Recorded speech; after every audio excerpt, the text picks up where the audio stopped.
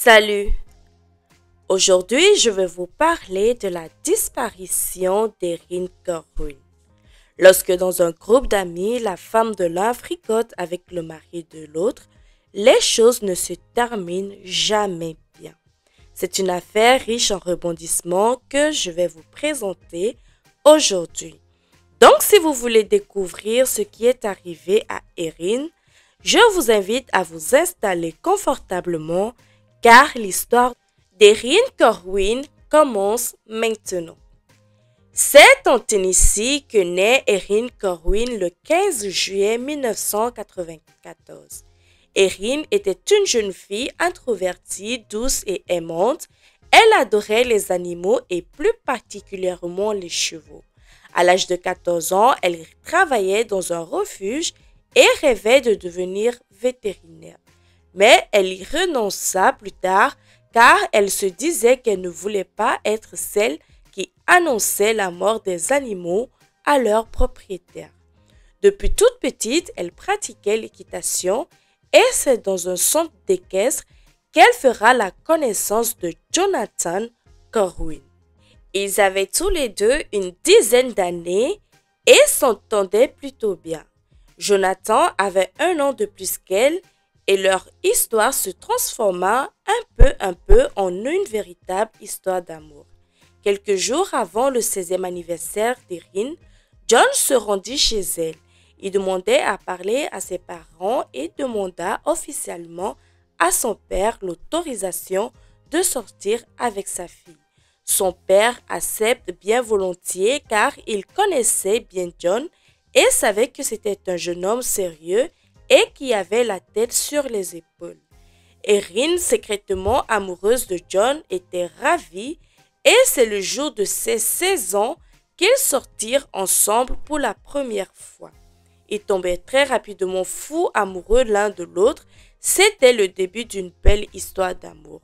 Leur premier amour, ils s'écrivaient des poèmes, passaient de longues heures à discuter et à rêver de leur avenir ensemble.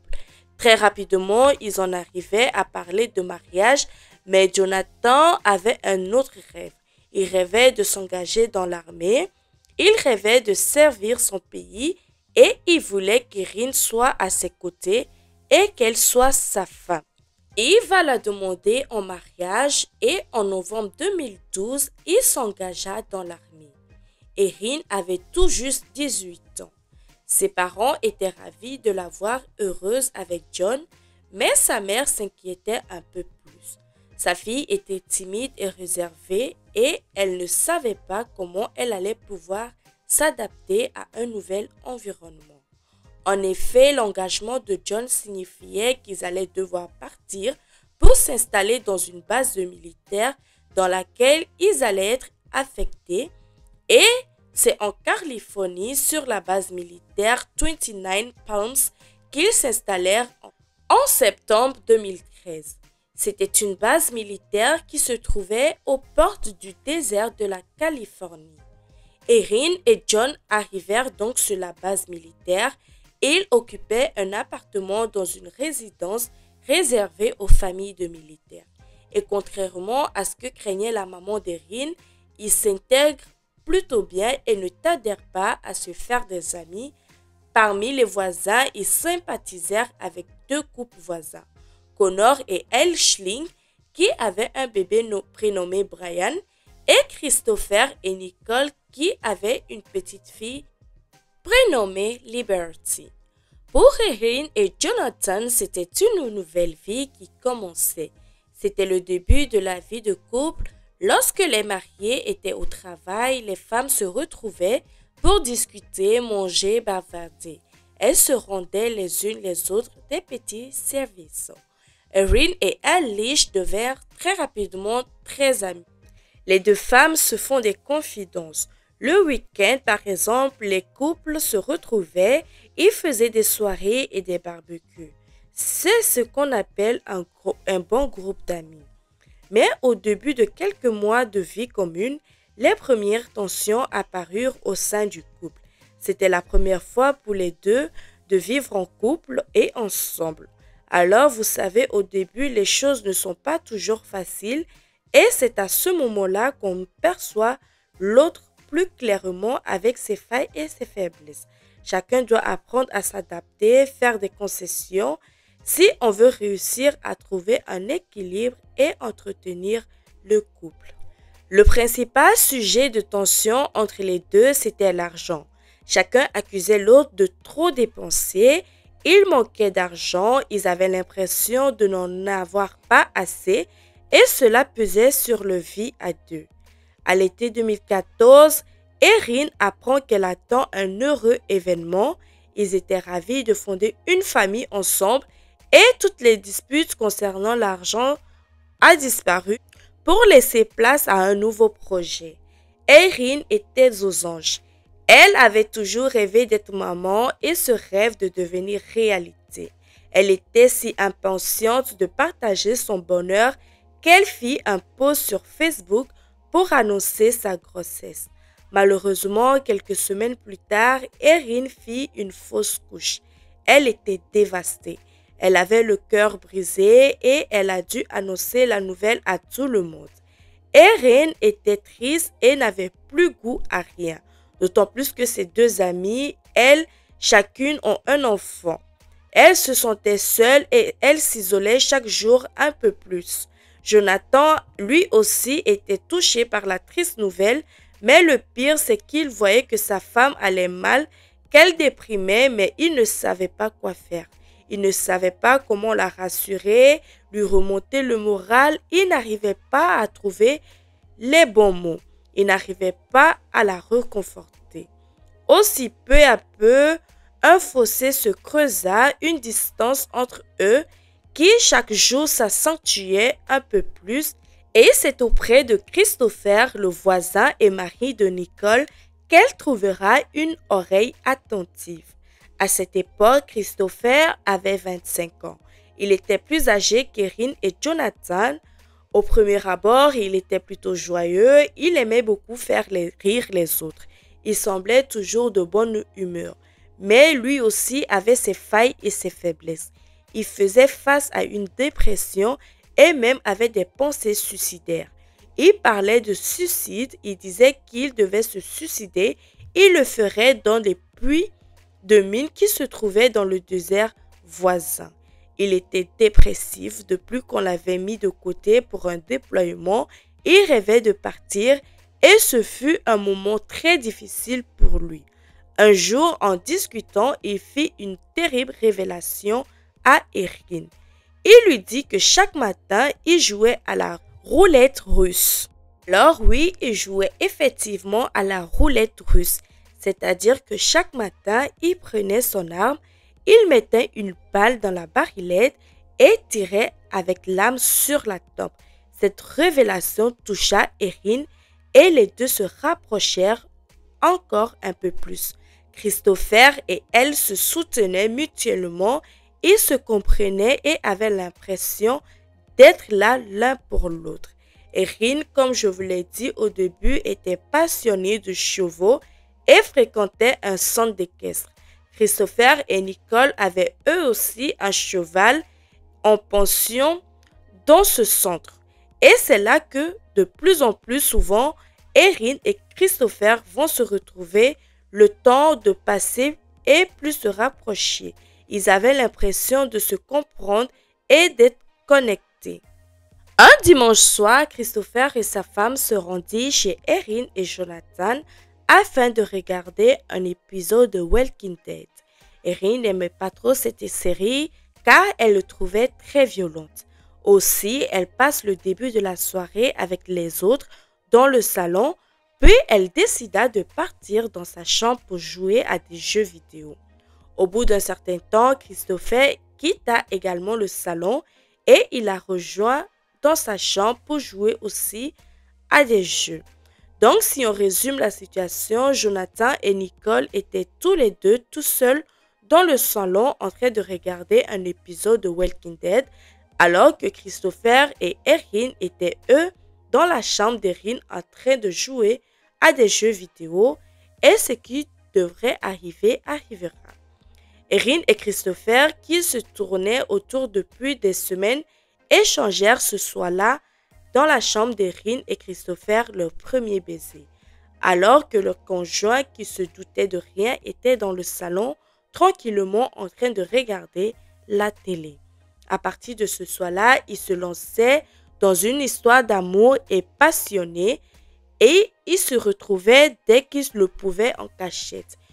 Un jour de la Saint-Valentin, la meilleure amie d'Erin sur la base, qui était aussi la femme du meilleur ami de Christopher, va les surprendre par la fenêtre en train de s'embrasser furtivement. Cette affaire jette un froid entre les deux amies, mais celle-ci ne les dénoncera pas. Erin, elle, était sur un petit nuage. Très rapidement, avec Christopher, ils évoquent la possibilité de quitter leurs conjoints respectifs afin de s'y mettre en couple officiellement. La fille de Christopher, Liberty, apprécie beaucoup Erin, qui la gardait occasionnellement pour rendre service à Nicole et Christopher.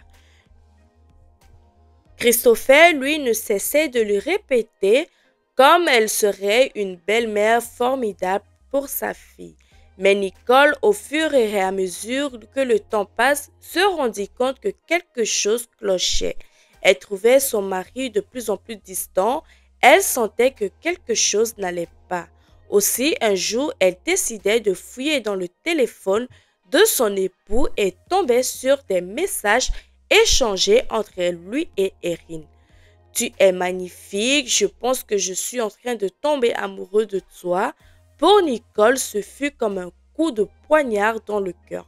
Non seulement son mari la trompe, mais en plus il la trompe avec son amie, sa voisine, celle avec qui elle avait donné sa confiance, à tel point que parfois elle lui donnait même sa fille pour qu'elle puisse la garder.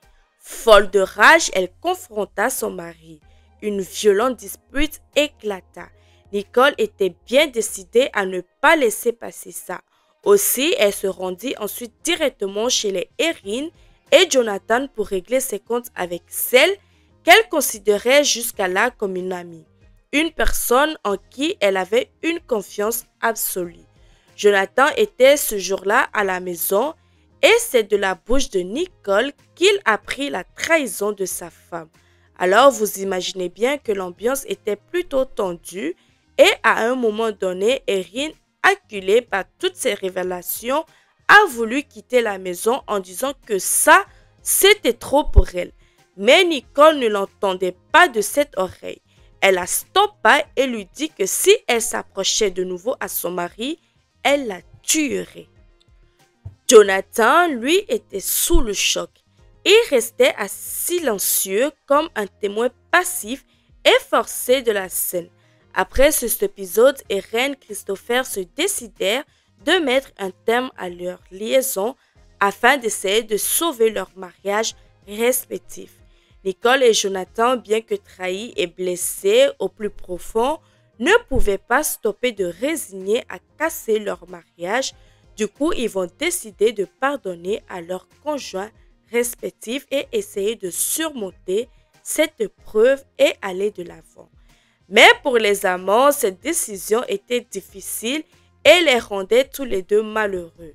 Ils réussissent à rester éloignés l'un de l'autre durant quelques semaines, mais au bout de quelques temps, ils se retrouvaient et recommencèrent à se voir en cachette.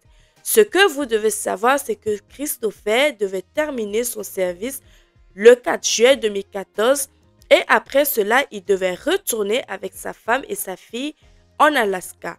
Aussi, l'histoire d'amour qui les entretenait avec Erin avait une date de fin programmée. C'est alors qu'au mois de juin de la même année, le 22 plus précisément, Erin découvre qu'elle était de nouveau enceinte. Elle était très heureuse malgré la situation complexe dans laquelle elle se trouvait. Elle était toujours avec Jonathan, mais elle continuait à avoir Christopher dont elle portait l'enfant de nouveau. Elle annonçait la nouvelle, mais cette fois-ci seulement à ses proches. Le 28 juin 2014, Christopher avait prévu de passer la journée dans le parc national Joshua Tree avec Noah, le troisième voisin, afin de faire la chasse de coyotes. Mais celui-ci va décliner car il devait recevoir des amis ce jour-là. Christopher tout de même décide d'y aller seul. Ce matin-là, Connor le vit par la fenêtre charger dans sa voiture une bonbonne de propane. Christopher était connu pour aimer les armes et les explosifs. Il s'amusait parfois à faire exploser des bouteilles de gaz dans les galeries minières qui se trouvaient dans le désert. Et c'est d'ailleurs ce qu'il dira à Connor qu'il allait faire exploser des bouteilles de gaz dans les galeries minières. Christopher avait un rapport particulier avec des armes et des explosifs. Il avait plusieurs fois été réprimandé par ses supérieurs car il utilisait les fusils et les lance-roquettes comme s'il s'agissait de jouets. Ce jour-là, Erin avait aussi prévu de se rendre à Joshua Tree pour faire des balades car sa mère avait prévu de venir lui rendre visite. En tout cas, c'est ce qu'elle dira à son mari ce matin-là avant de l'embrasser et partir. Ce soir-là, lorsque Jonathan rentrera à la maison, il se rend compte que sa femme n'était pas là. Il cherchait plusieurs fois à la joindre sur son téléphone. Il lui envoyait plusieurs messages, mais aucune réponse, aucune nouvelle. Il attendit inquiet, mais la nuit tombée, elle n'avait toujours donné aucune nouvelle. Ce n'est que le lendemain matin que Jonathan déclara la disparition à la police. Dans un premier temps, il supposait qu'elle s'était perdue, car le parc Joshua Tree est très vaste, c'est un désert, il était donc fort possible qu'elle soit partie faire une randonnée et qu'elle se soit perdue. Ainsi, elle pouvait être dans le désert perdue et souffrant de déshydratation. Il fallait faire vite. Les enquêteurs se rendirent donc sur place et trouvèrent la voiture d'Erin et celle-ci n'était pas garée près de l'entrée. Elle était garée un petit peu loin, ce qui semblait un peu suspect, car pourquoi sa voiture n'était pas garée à l'entrée du parc? Il remarquait des traces de pas sortant de la voiture d'Erin et se dirigeant vers une autre véhicule. Elle était donc montée dans la voiture de quelqu'un d'autre, mais qui? Car je vous rappelle que ce jour-là, elle était censée être seule. Les hélicoptères, marines, chiens renifers et policiers parcourirent le parc Joshua Tree. En parallèle des recherches sur le terrain, les policiers mirent à enquêter. Il commença par vérifier l'emploi du temps et la version de Jonathan. Il passera même au détecteur de mensonges avec succès. Toute la journée, Jonathan était resté sur la base où il avait été vu par de nombreuses personnes. Il fut donc mis hors de cause. En interrogeant les proches amis du couple, ils découvrirent l'existence de la relation entre Erin et Christopher. Ils vont également découvrir que Erin était enceinte et que potentiellement Christophe pourrait être le père de son bébé. C'est Jessica, la meilleure amie d'Erin, qui donna une information cruciale. Elle révéla qu'Erin lui avait dit que ce jour-là, elle avait un rendez-vous spécial. Elle lui avait dit qu'elle avait rendez-vous avec son amant Christopher et lui avait donné rendez-vous car il avait une autre chose particulièrement à lui annoncer. Erin avait alors dit à son amie qu'elle était amoureuse de lui, qu'elle l'aimait plus que Jonathan et qu'elle espérait qu'il lui annonce qu'il allait quitter sa femme pour elle. Elle était pleine d'espoir. Les enquêteurs décidant naturellement d'aller interroger Christopher, d'autant plus qu'il avait appris que ce jour-là, il était aussi présent au parc Joshua où il avait dit qu'il était parti chasser le coyote. Dans un premier temps, il va leur mentir. Il leur dira qu'il connaissait Erin car ils étaient voisins et qu'ils fréquentaient le même centre équestre, mais rien de plus. Les policiers qui connaissaient la vérité quant à la véritable nature de la relation, ils vont conclure que s'il commence à mentir, c'est qu'il avait des choses à cacher. Ils vont alors décider donc de l'amener au poste de police afin de l'interroger plus formellement. Et c'est là qu'il avoua qu'entre Erin et lui, il y avait bien une liaison, mais une liaison platonique. Il dira qu'il ne s'est rien passé que de simples baisers. Il sera relâché plus tard parce que la police ne détenait pas assez de preuves en son encontre. Du côté des recherches, de centaines de bénévoles aidaient afin de retrouver Erin. Le parc national fut entièrement fouillé, mais aucune trace d'elle. Les conditions de recherche étaient difficiles car c'était le désert. Il faisait extrêmement chaud et chacun devait se protéger du soleil et de la déshydratation. Le 16 août, après 1 mois et demi, les recherches furent stoppées et c'est en ce moment qu'il eut un rebondissement qui va faire basculer l'affaire. Quelques jours après la disparition d'Erin, Christopher et un ami vont se rendre dans le parc. Et cet ami va se prendre en photo, va prendre les lieux en photo. Et lorsqu'il va apprendre la disparition d'Erin, il va décider de porter les photos à la police. Elles furent examinées par un expert des puits de mines de la zone et qui reconnut l'endroit en question. Les recherches reprirent donc à cet endroit-là et c'est dans l'une de ces mines qu'il découvrit le corps d'Erin caché à plus de 40 mètres en profondeur d'une mine abandonnée. Le corps était difficilement accessible et lorsqu'il le remonte, il découvre une sorte de garrot artisanal autour de sa gorge. Les enquêteurs conclurent alors qu'elle avait sûrement été étranglée puis jetée au fond de ce puits. À côté du corps d'Erin, ils découvrent un réservoir de propane et souvenez-vous que ce matin-là, Connor, le voisin de Christopher, l'avait vu charger des bouteilles de propane dans sa voiture. Il trouvait donc un réservoir de propane et autour de ce réservoir, il y avait des impacts de balles. Quelqu'un avait tenté de brûler le corps d'Erin, mais vraisemblablement cet individu n'avait pas réussi et c'est ce qui a permis de retrouver des preuves essentielles.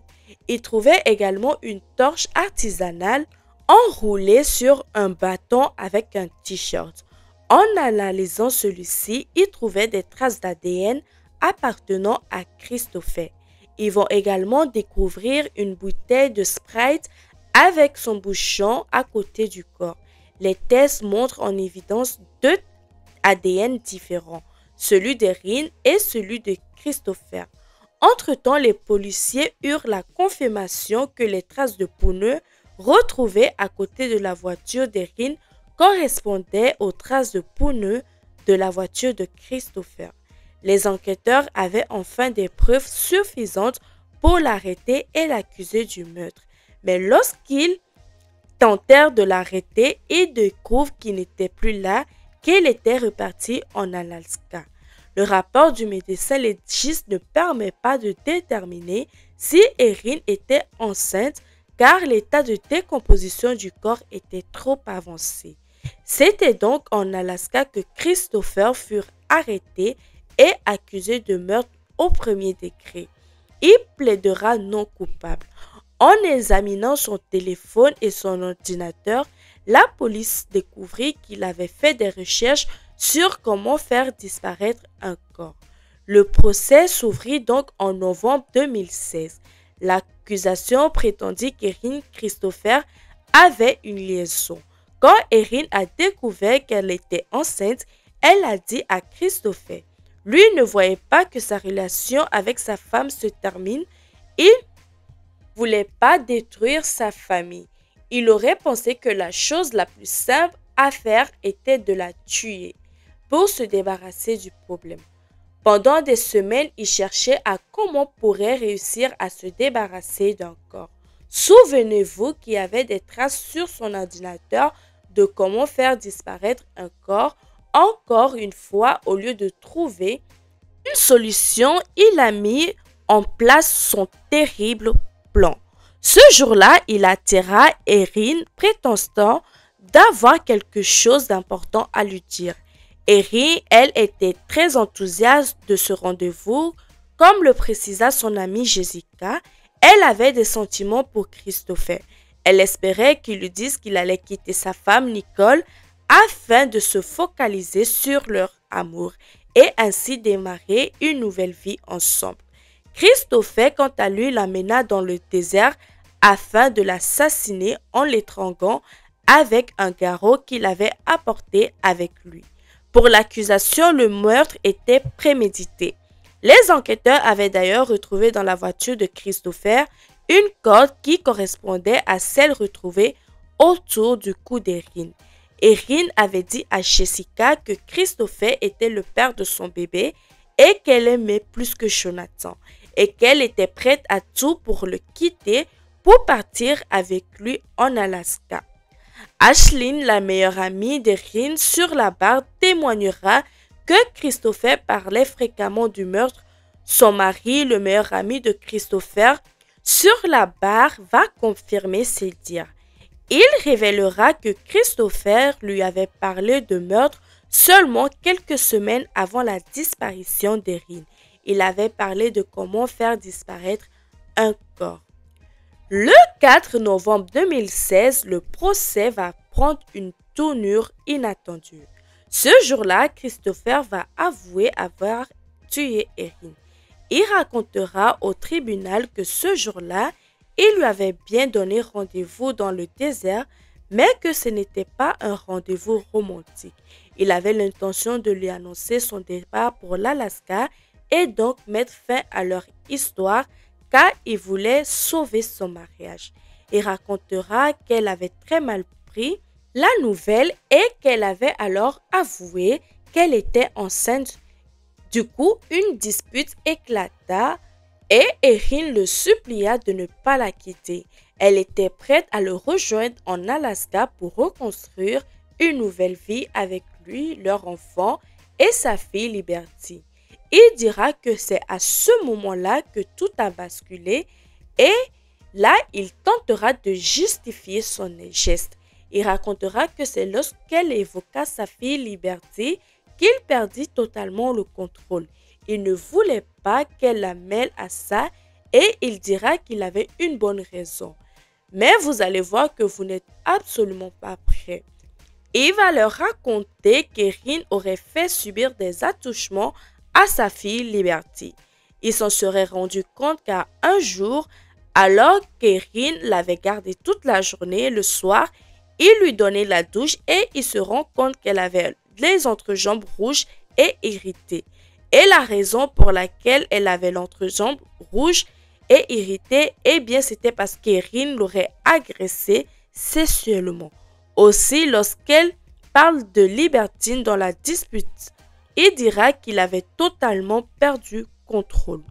Il lui dira qu'il lui avait demandé à ce moment-là si elle avait agressé sa fille et elle aurait dit qu'elle avait agressé.